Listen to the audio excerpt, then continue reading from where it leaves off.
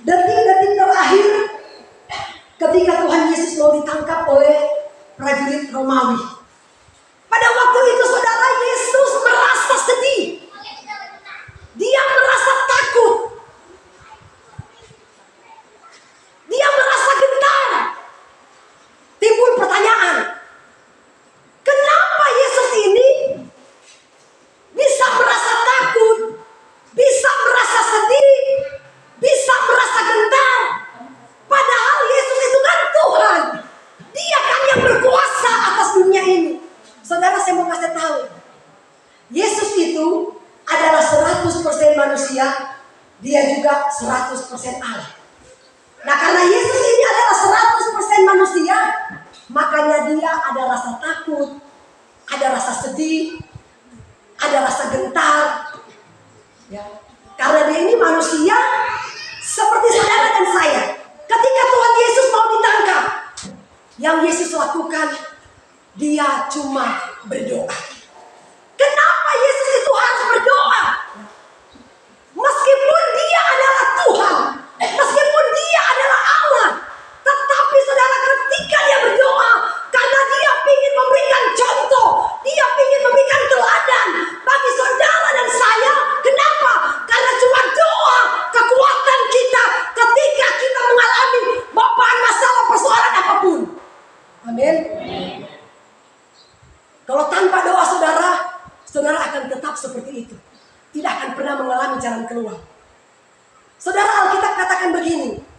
Pada waktu Yesus berdoa, dia berdoa kepada Bapa. Ya Bapa, kalau boleh cawan ini lalu daripadaku, tapi biarlah kehendakmu yang jadi dan bukan kehendakku. Bapakku ini milikmu, tak ku pertahankan hidupku, biar kehendakmu kerjakanlah dalamku. Saudara, seberapa besar masalah yang saudara hadapi? Terkadang kita bertanya begini kepada Tuhan, saya sudah setia kepada Tuhan, bahkan setiap hari saya berdoa, tapi kenapa Tuhan seakan-akan cawan ini gak lalu dariku? Seakan-akan cawan ini selalu menjadi duri dalam daging, dalam jiwa. Saudara, seperti Rasul Paulus, Tuhan memberikan dia duri dalam daging. Dan duri dalam daging itu adalah apa? Itu adalah sakit penyakit. Kata Alkitab, Rasul Paulus itu dia berulang-ulang kali berdoa, Tuhan kalau boleh cabutlah duri dalam daging ini. Tapi gak juga didengar oleh Tuhan. Setiap kali dia berdoa, Tuhan saya ini melayani ke sana kemari, bahkan aku menyembuhkan orang sakit, aku cuma kasih sapu tangan aja orang bisa sembuh. Tapi kenapa malah duri dalam daging, penyakit dalam diriku kok gak bisa sembuh? Tuhan bilang, kenapa? Justru itu yang jadi pengingat, supaya engkau jangan lari dari panggilan Allah. Amin. Saya saudara ada duri dalam daging, tapi gak mungkin saya kasih tahu sama jemaat. Saya berdoa, setiap hari saya berdoa, Tuhan cabutlah duri dalam daging ini Tuhan. Kadang saya merasa menahan sakitnya luar biasa, tapi tetap aja itu ada. Tuhan bilang itu pengingat aja, supaya engkau jangan lari dari panggilan. Amin. Supaya ketika engkau berbuat dosa, ketika engkau berbuat salah, itu aku pukul di situ. Tak, Tuhan, itu pengingat. Amin. Tapi ingat saudara, itu tidak akan pernah membawa kematian dalam hidup kita kalau belum kehendak Tuhan. Karena nyawa kita ada di dalam genggaman tangan Tuhan. Amin. Haleluya. Seperti Yesus. Ya Bapa, kalau boleh cawan ini lalu daripadaku, tapi janganlah kehendakku yang jadi, tapi biarlah kehendakmu yang jadi. Karena memang Tuhan bilang engkau harus mengalami itu. Kau harus alami itu. Kalau enggak, kamu gak bisa jadi. Itulah sebagai pengingat kamu. Saudara, kenapa Tuhan Yesus harus mengalami itu? Kalau Yesus tidak mati, kalau Yesus tidak disalib, sekarang saya tanya aja, jawab dengan jujur. Mama Giral, seberapa besar dosamu yang sudah kau lakukan selama ini? Sudah ada berapa banyak dosa yang kau lakukan? Terhitung atau tidak? Tidak terhitung. Tidak terhitung, saudara. Tetapi ketika Yesus mau mati, mengorbankan darahnya untuk saudara dan saya, justru dosa yang jijik, dosa seburuk apapun, dia tanggungkan lewat darahnya yang suci. Amin. Itu. Jadi dia harus alami, walaupun dia berdoa, kata Alkitab, dia berdoa sampai 3 kali. Dengan apa? Dengan kata-kata yang sama. Tuhan, kalau boleh cawan ini lalu. Datang lagi, Tuhan, kalau boleh cawan ini lalu. Datang lagi, ya Bapak, kalau boleh cawan ini lalu. Nah, tetap kamu harus jalani itu. Tetap itu cawan. Harus kita pikul. Ya, harus kita pikul, saudara. Itulah kalau orang yang mau didewasakan oleh Tuhan. Tuhan akan izinkan kita mengalami persoalan yang begitu berat. Tapi kalau kita sanggup melintasi masalah itu, di depan sana ada kemenangan yang akan kita raih. Amin. Haleluya. Nah, jadi seperti itu, saudara. Ya. Jadi jangan pernah ketika Tuhan mengizinkan masalah itu datang, kita menyalahkan si A dan si B. Jangan. Itu memang diizinkan Tuhan untuk memproses hidup kita, supaya kita semakin dewasa di dalam Tuhan. Amin. Itulah Tuhan. Yesus aja dia bilang begini, aku aja sampai mencucurkan darah, tetapi kita persoalan baru kecil aja belum sampai mencucurkan darah, kita sudah teriak, kita sudah mengeluh, kita sudah bersungut. Iya tuh.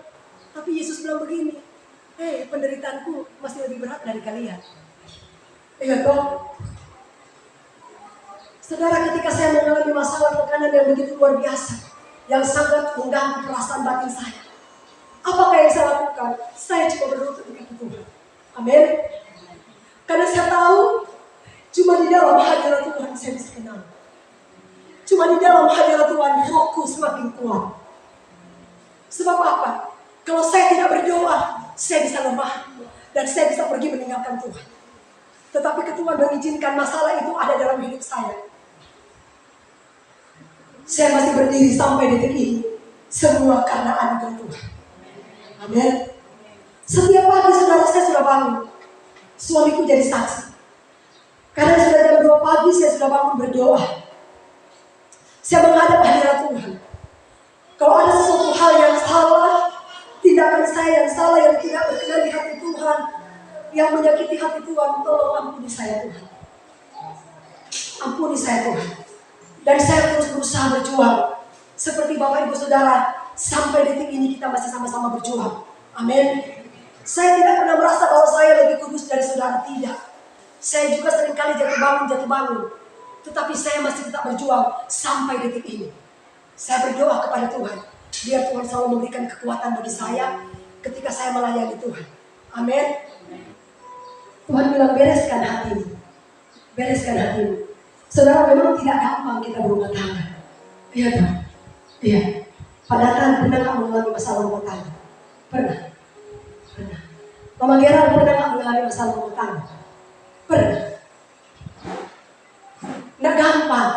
Mungkin ketika kita masih cewek, jaga kekudusan yang luar biasa, saya tidak mau berdosa, makanya karunia Tuhan itu nampak. Tapi ternyata setelah kita menikah, proses rumah tangga juga itu luar biasa. Iya toh? Saya mau begini, suami mau begini, minta ampun.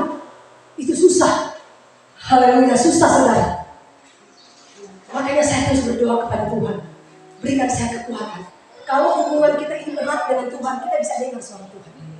Coba buka dulu ayatnya. Matius pasal yang ke-5, firman Tuhan katakan begini.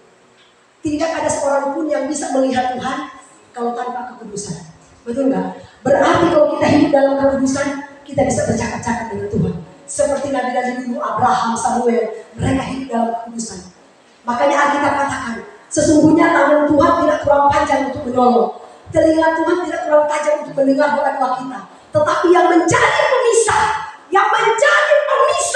antara kita dengan Tuhan apa? DOSA, dosa. Iya tahu? Ada nggak ayat? Berbahagialah orang yang suci hatinya, karena mereka akan melihat Allah. Amin. Saudara, ternyata kita katakan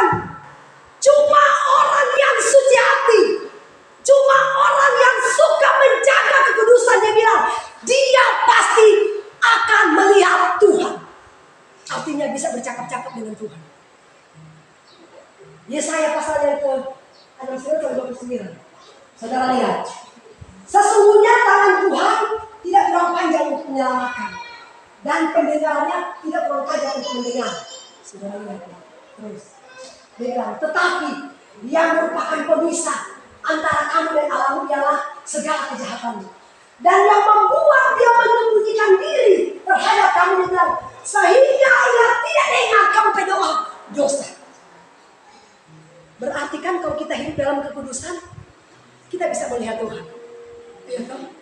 Itu makanya saya katakan, kalau masalah itu datang dalam hidup saudara dan saya, jangan mengeluh. Karena itu cawan yang harus kita lalui. Ya. Katakan kepada Tuhan, kalau memang ini cawan yang harus saya minum, berikan saya kekuatan, berikan saya kemampuan, supaya mampu saya menjalani ya setiap proses yang Tuhan izinkan terjadi dalam hidup kita. Amin. Seperti Tuhan Yesus, saudara, dia harus mengalami itu. Kalau dia tidak mengalami itu, kita semua tidak selamat. Karena kita ini manusia yang tidak pernah luput dari dosa. Iya toh? Justru karena dia telah mati buat kita, karena dia telah menebus dosa-dosa kita yang jijik. Tetap kita mengerjakan keselamatan kita, jangan pernah berhenti mencari Tuhan.